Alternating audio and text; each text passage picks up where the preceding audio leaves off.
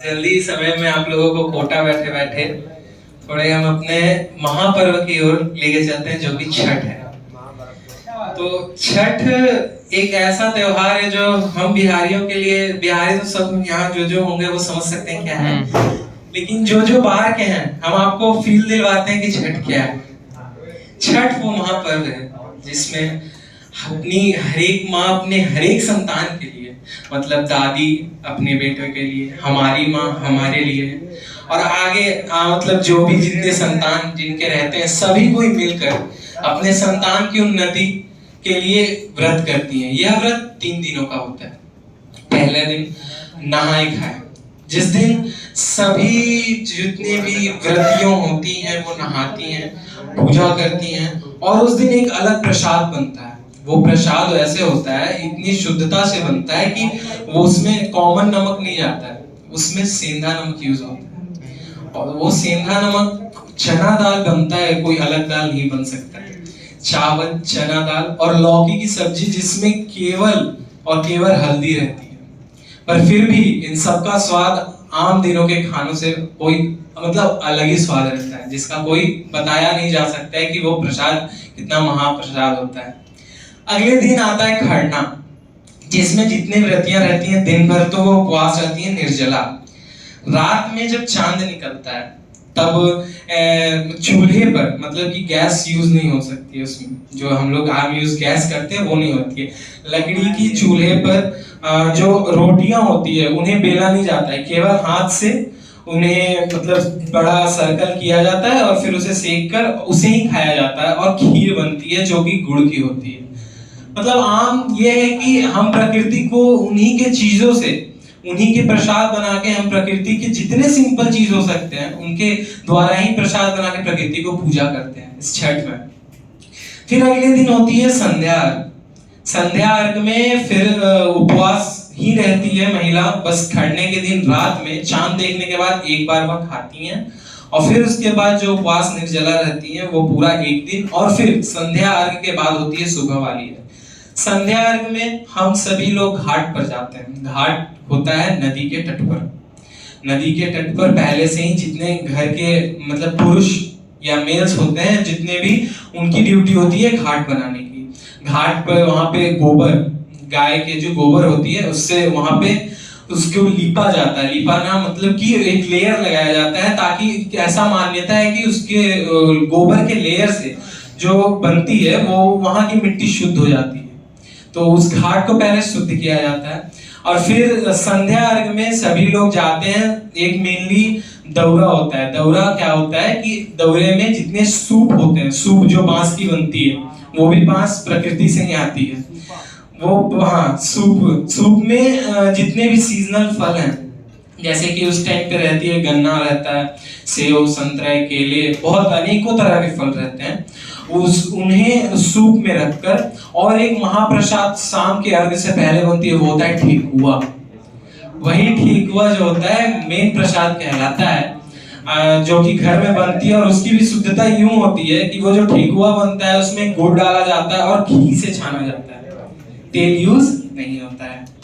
तो अब ठेकुआ हो गया। उस महाप्रसाद को संध्या अर्घ में नदी के घाट के तट पर जो व्रतियां होती है, जो व्रत किए हुए लोग रहते हैं, वो नदी में जाती हैं, ठीक है, और फिर दूध से और पानी से, मतलब अलग अलग तरह से पूजा करने के बाद सूर्य देव को पूजा किया जाता है। और ऐसा कहा जाता है कि बस बिहार में डूबते हुए सूर्य की पूजा होती है। उगते हुए सूर्य की पूजा हर एक करते हैं, लेकिन डूबते हुए सूर्य की पूजा बस छठ में होती है।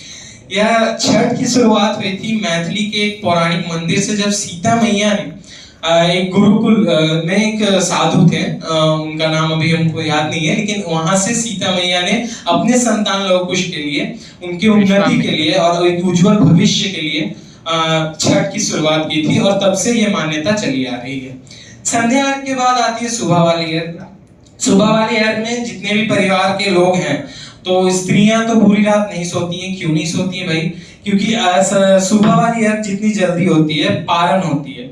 जब पारण होगी तो अनेक तरह के व्यंजन बनाए जाते हैं, ठीक है, अनेक तरह के व्यंजन बनाए जाते हैं जिसमें कि बहुत टाइम लगता है। तो रात भर स्त्रियां जो होती हैं वो तो खाना ही बनाती हैं, और फिर जितने परिवार हैं सुबह 2 बजे उठ जाते हैं। 2 बजे उठ के स्नान करके फिर जितने सूप जो संध्या अर्घ में यूज हुए थे वो सभी सूप में जितने फल थे उन्हें हटाकर एक नए फल को डाला जाता है, ठीक है। और नए फल को डाल के सब पूरी जो दौरा होती है जिसमें सब सूप थे उन्हें दोबारा सजाया जाता है।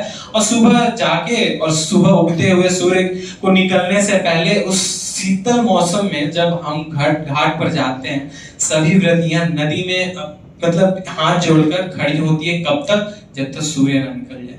सूर्य निकलते ही फिर उन्हें अर्घ पड़ती है, वैसे ही पूजा होके और फिर अर्घ पड़ती है। और जैसे ही अर्घ पड़ती है एक बहुत प्यारी सी रिचुअल है। जितने भी माँ होती है ना वो अपने संतानों को जो अपनी आंचल होती है जो नदी में जाने के बाद भीग जाती है उससे मुंह को पोंछती हैं। ये कुछ हो या ना हो उस टाइम एक बेटे को जब माँ पोंछती है ना तो प्यार जो उस टाइम दिखता है ना, मतलब उस प्यार को बखान नहीं किया जा सकता है। और वो रिचुअल बहुत ही मतलब सबसे मेन अच्छा लगता है, वो रिचुअल जो फील कर सकता है वहां पे। तो इसीलिए जितने भी बेटे होते हैं कहीं भी हो, कहाँ पूरे दुनिया में, वो अपने घर जाते हैं छठ करने, ठीक है। तो अब आप सभी को एक छठ का गाना हम सुना देते हैं। छठ की जो इतनी छोटी सी टाइम में हो पाई मैंने बता दिया। छठ के जो गाना है इसमें बिहार में मेनली 3 लैंग्वेज है जो कि रजिस्टर्ड है। वैसे तो हर एक 10 किलोमीटर पे ट्रेडिशनल लैंग्वेज चेंज होती रहती है पूरे इंडिया में, ये यूनेस्को के द्वारा बताया गया है। लेकिन बिहार में 3 मेन लैंग्वेज है, एक है मैथिली, एक है भोजपुरी और एक लैंग्वेज है, ठीक है। तो ये गाना जो है इसमें 2 आते हैं, भोजपुरी और मैथिली। विशाल मिश्रा के द्वारा ये गाना गाया गया है। विशाल मिश्रा सिंगर को आप लोगों ने सुना होगा या देखा होगा। तो ये गाना ऐसे है।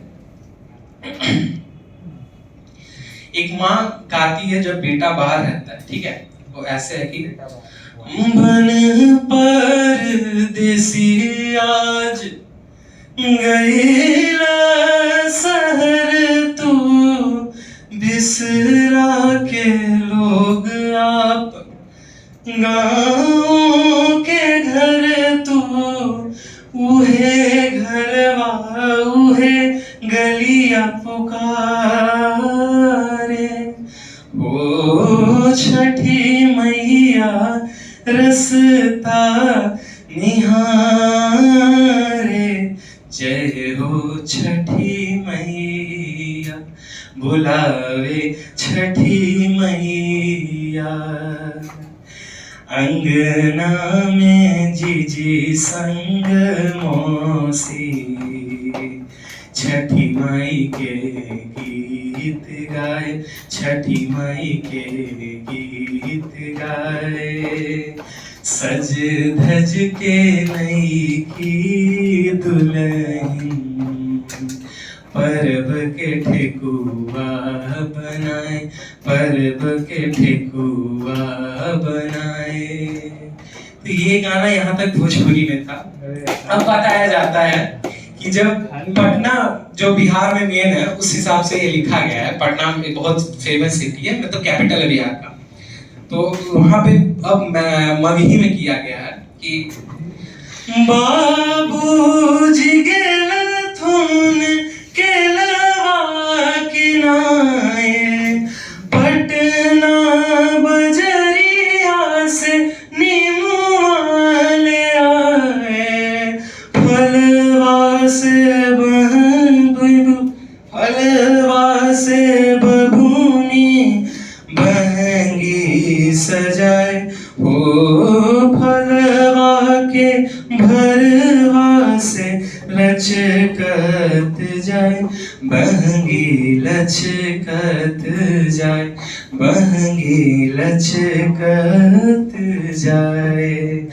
पानी में खड़ा होके बरती, मांगे आशीष पार, मांगे आशीष पार।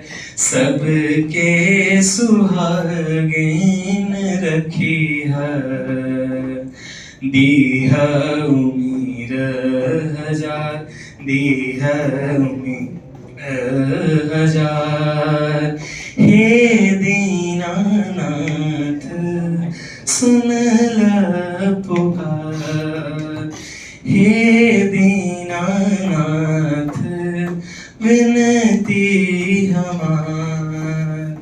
पूरा जग से हारे आए तेरे द्वारे, सुना है कि छठी माई भाग सवारे। पूरा जग से हारे आए तेरे द्वारे, सुना है कि छठी माई भाग सवारे।